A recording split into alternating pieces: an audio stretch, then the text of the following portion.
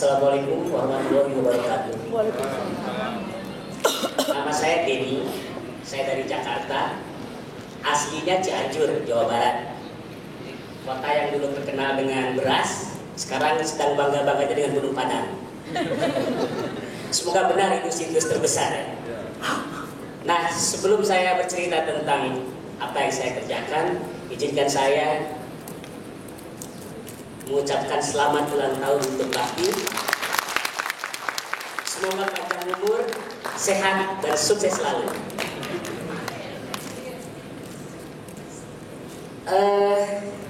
Dulu ada seorang ibu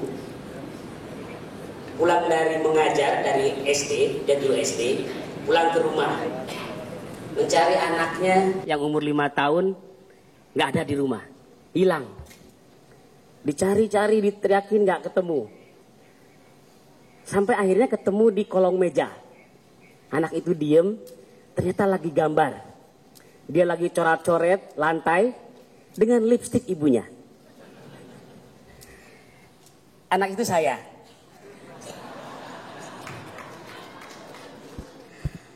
Jadi hari ini ya saya hobi menggambar sejak kecil, dan hari ini saya punya pekerjaan yaitu graphic recorder. Seni menyampaikan pesan lewat gambar. Apakah itu? Tahun 2011 saya didatangi 2 orang hebat. Ada di sini dua-duanya. Yang pertama itu Mas Rendra namanya. Yang kedua Mas Doro yang sedang pegang kamera. 2 orang ini memaksa saya untuk menggambar. Dan mereka mau syuting. Jadi hasilnya video ini. Sekarang saya mau cerita tentang Pancasila. Kita udah sering dengar tentang Pancasila. Tapi sebenarnya apa sih Pancasila itu? Bagi saya, Pancasila itu ibarat buku manual, pedoman bagi bangsa Indonesia untuk mencapai cita-cita masyarakat yang adil dan makmur. Ini adalah Kepulauan Indonesia yang terdiri atas ribuan pulau. Ini menunjukkan bahwa Indonesia adalah negara yang sangat luas. Setiap pulau didiami oleh berbagai kelompok masyarakat yang beraneka ragam, baik adat istiadat, budaya, maupun kepercayaannya. Keberagaman ini adalah suatu kekayaan, suatu kekuatan. Di negara yang memiliki keragaman diperlukan suatu unsur perekat yang universal. Unsur perekat ini adalah kepercayaan akan adanya Tuhan. Inilah yang menjadi dasar yang utama. Jika kita sepakat dan meyakini adanya Tuhan, maka kita akan menghormati keberagaman. Karena keberagaman itu terjadi atas keinginan Tuhan. Walaupun kita beragam, namun pada dasarnya kita adalah sama, yaitu manusia. Ketika kita sudah mampu untuk menghormati sesama manusia, maka kita akan menjadi manusia yang beradab. Ketika kita sudah tidak lagi membeda-bedakan manusia, ketika kita sudah menjadi manusia yang beradab, otomatis akan tercipta persatuan. Dari persatuan inilah tercipta suatu kondisi yang akan melahirkan manusia-manusia yang bijak. Dan manusia yang bijak tentu saja akan berlaku adil terhadap siapa saja.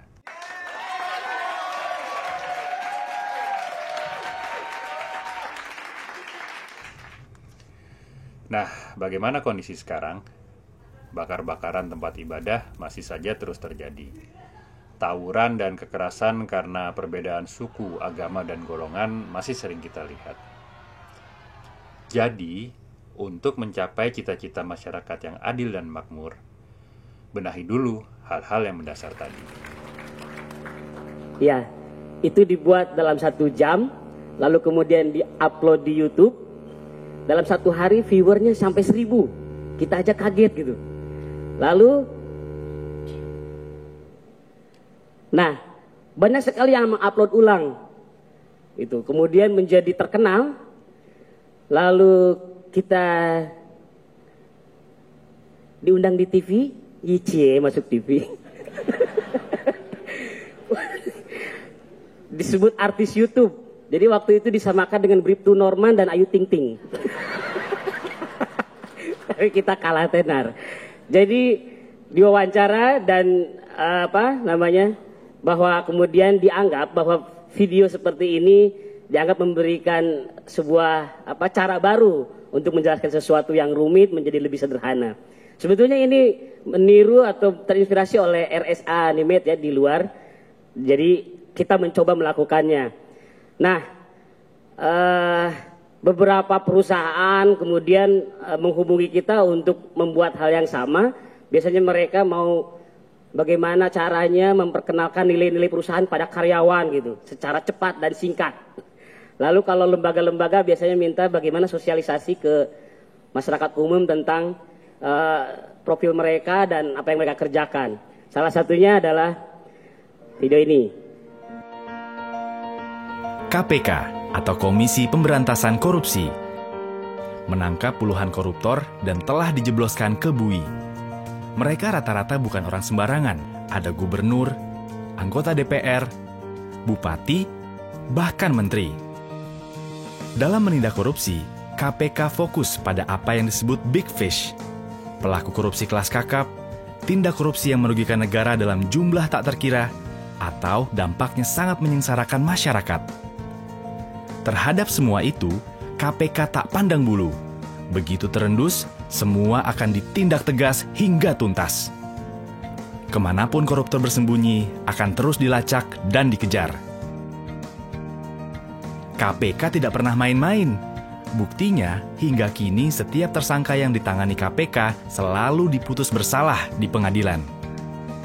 Selain untuk mengembalikan sebanyak mungkin duit negara yang sudah dikemplang, itu semua dilakukan untuk menimbulkan efek jera. Biar semua orang berpikir 1000 kali jika mau korupsi. Memang, tak boleh ada kata setengah hati dalam memberantas korupsi. Harus agresif, serius, dan tanpa kompromi. Alasannya, karena korupsi sudah sedemikian parah merusaknya. Dan kita semua adalah korban korupsi. Tengok saja kanan kirimu. Masih banyak anak putus sekolah akibat tingginya biaya pendidikan. Masih berderet pula orang sakit yang harus mengelus dada tak mampu berobat karena mahalnya biaya kesehatan. Anak-anak dengan perut membusung karena malnutrisi, itu akibat korupsi. Ya, korupsi diyakini punya andil besar memperdalam jurang kesengsaraan rakyat. Di sektor sumber daya alam, kong kali kong pengusaha hitam dan pejabat korup makin memiskinkan bangsa ini. Kekayaan alam tergerus habis, meninggalkan kerusakan yang akhirnya harus ditanggung masyarakat. Sektor pangan tak luput dari jarahan para koruptor, membuat ketahanan pangan di negeri yang subur ini melemah. Petani tak berkutik karena tanah pertanian mereka dialihfungsikan menjadi perkebunan atau bahkan perumahan mewah. Sebenarnya usaha memberantas korupsi bukan barang baru. Tapi, sayangnya, badan-badan yang dibentuk silih berganti selalu gagal di tengah jalan. Waktu Orde Lama, pemerintah sudah pernah bikin lembaga anti korupsi juga loh. Nama lembaganya pun canggih, yaitu Panitia Retooling Aparatur Negara dan Komando Tertinggi Retooling Aparat Revolusi. Di zaman Orde Baru, ada tim pemberantasan korupsi, Komisi 4 yang dipimpin Bung Hatta, tokoh proklamator yang dikenal jujur dan berintegritas tinggi, dan juga operasi penertiban atau OPSTIP. Semua lembaga itu tak berumur panjang. Ada saja hambatan yang membuat badan-badan itu akhirnya KO di tengah jalan. Pemberantasan korupsi yang dilakukan dengan cara konvensional ternyata nggak ampuh dan mengalami banyak hambatan. Dari situ, dirasakan perlu metode penegakan hukum yang luar biasa lewat pembentukan lembaga khusus dengan kewenangan luas, independen, bebas dari kekuasaan manapun. Dari sinilah KPK lahir dengan mandat khusus untuk melakukan pemberantasan korupsi.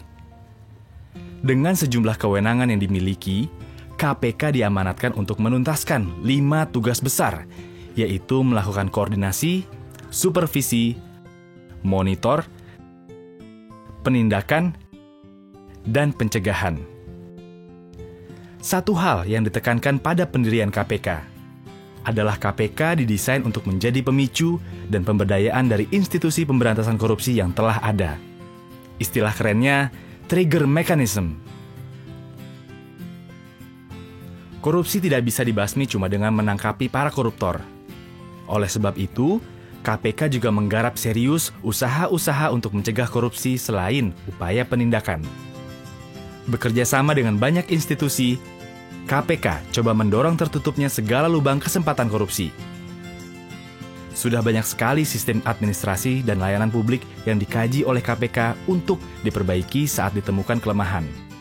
Jika sistemnya sudah baik, maka dipercaya akan semakin sulitlah celah orang untuk berbuat korup. Kesempatan korupsi juga ditutup melalui transparansi para pejabat negara. Di antaranya dengan kewajiban pelaporan kekayaan milik pejabat dan pelaporan hadiah-hadiah yang diterima oleh pejabat atau yang terkenal dengan istilah gratifikasi. Sehingga korupsi bisa dideteksi dan dicegah sejak awal. Cara lainnya adalah dengan mengikis niat untuk korupsi. KPK mulai coba menanamkan karakter-karakter anti korupsi sejak usia dini. Hingga nantinya diharapkan akan terbangun generasi yang bebas dari korupsi. Upaya pencegahan korupsi adalah sebuah pekerjaan besar. Karena harus dilakukan secara konsisten, terus-menerus, dan butuh waktu lama. Namun, ini adalah investasi masa depan untuk mewujudkan Indonesia yang lebih baik. KPK nggak bisa sendirian membuat Indonesia jadi bersih. Perlu usaha bersama demi membentuk bangsa yang punya karakter kuat dan bersih. Sudah terlalu lama negeri kita terpuruk karena korupsi.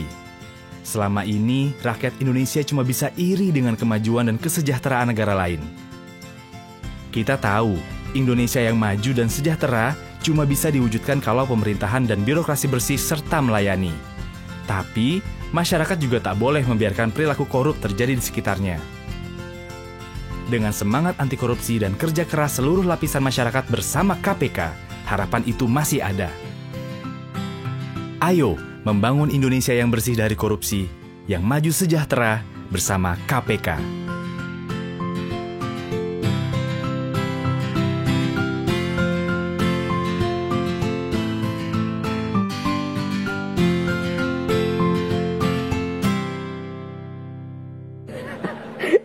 Jadi untuk bisa menyaksikan karya-karya video ini, saya sudah bikin namanya rekamgambar.com. Di situ ada banyak karya yang sudah kita coba buat. Salah satunya kemarin membantu presiden terpilih, revolusi mental. Lalu ada tentang beasiswa, ada tentang keterbukaan informasi publik, ada media, ada gratifikasi. Ya ada banyak yang sudah kita buat. Nah sebetulnya bagaimana ceritanya sebenarnya bisa kemudian kita ke sini ya. Jadi jauh sebelum ini, 10 tahun yang lalu gitu, 10 tahun yang lalu saya bertemu dengan sebuah lembaga training namanya Inspirit.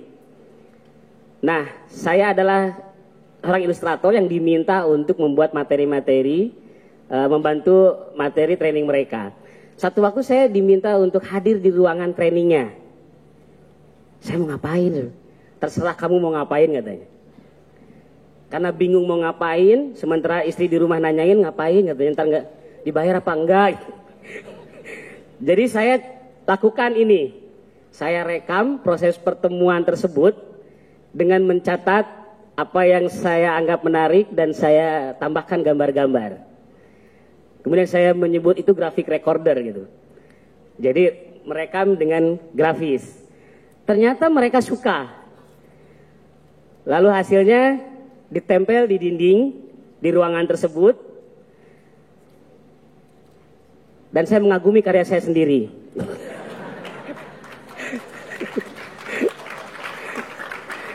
Biasanya peserta pertemuan tersebut kemudian datang dan mereka mengomentari ya. Kadang-kadang menarik itu komennya. Kalau misalkan saya lagi gambar, mereka datang, sementara di depan ada yang lagi bicara, entah pejabat atau apa gitu. Lalu mereka lihat, nah ini lebih jelas katanya. Jadi hasil dari gambar-gambar tersebut, mereka biasanya diskusi di situ gitu.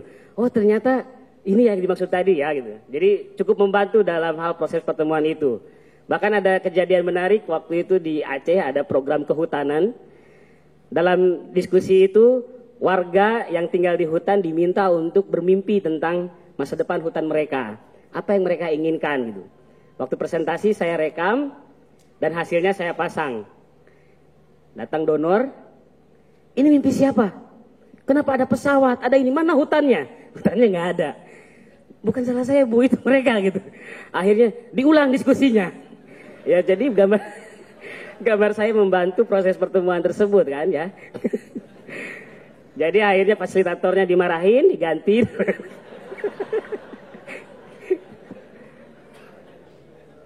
Ya, jadi yang saya lakukan sebetulnya, saya memang sangat ingin sekali bagaimana bukan sekedar menggambar, tapi sebenarnya saya ingin membantu bagaimana gambar dijadikan sebagai bahasa gitu. Jadi gambar sebagai bahasa itu agak berbeda kalau menurut saya ya. Jadi kalau misalkan menggambar itu hanya menggambar sesuatu, sebuah benda gitu mirip seperti benda tersebut. Tapi kalau berbahasa itu menyampaikan sesuatu dengan gambar. Jadi sebetulnya nggak perlu bisa gambar, tinggal pilih gambar juga bisa. Contoh, saya menggambar jendela. Ini kursus singkat bahasa gambar. Saya menggambar jendela, maka saya akan berusaha sebaik mungkin bagaimana caranya agar mirip jendela. Termasuk saya arsir agar terlihat seperti kaca. Tapi kalau dengan bahasa gambar, saya hanya cukup membuatnya seperti ini. Ya. Jadi, bedanya apa? Kalau dengan yang ini, informasinya hanya jendela. Tapi yang ini rumah baru dibangun. Ada informasi lain ya. Apalagi kalau saya tambahkan pengamen gratis. Baru dibangun, jadi yang punya rumah lagi berhemat. Maka ini saya sekarang sedang lebih tertarik bagaimana ini. Dan untuk belajar menggambar yang bagus mungkin butuh waktu lama. Tapi kalau untuk yang ini sebetulnya hanya lebih banyak mengamati dan mengumpulkan, saya menyebutnya kosa gambar. Karena ini bahasa gambar, ini kosa gambar.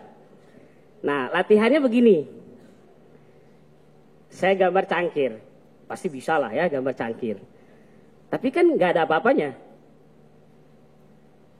Sekarang menjadi kopi.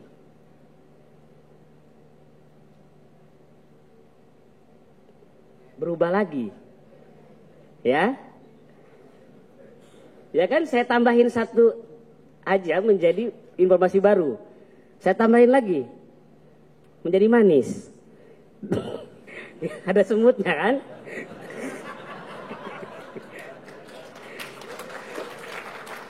Ya, jadi hanya dengan menambahkan hal-hal yang bisa membantu informasi, maka gambar kita menjadi jelas. Jadi bukan gambar bagus tapi gambar jelas. Oke. Nah, contoh lagi. Ini gambar apa? Yakin? Nah, saya nggak yakin ini cincin. Untuk lebih yakin sebetulnya gambar cincin harusnya gini aja. Nah kan? Jelas cincin. Dan menjadi jelas karena posisinya ada di situ. Maka ini adalah orang yang sudah memiliki cincin. Sudah menikah misalkan ya. Lalu kenapa? Ya ini. Nah tuh, genit kan udah menikah masih aja. Jadi kalau untuk bahasa gambar maka persyaratan membuat sebuah kalimat sudah terpenuhi. Ada subjek, ada predikat, ada objek. Dan ada keterangan tempat. Yaitu gambar sebagai bahasa.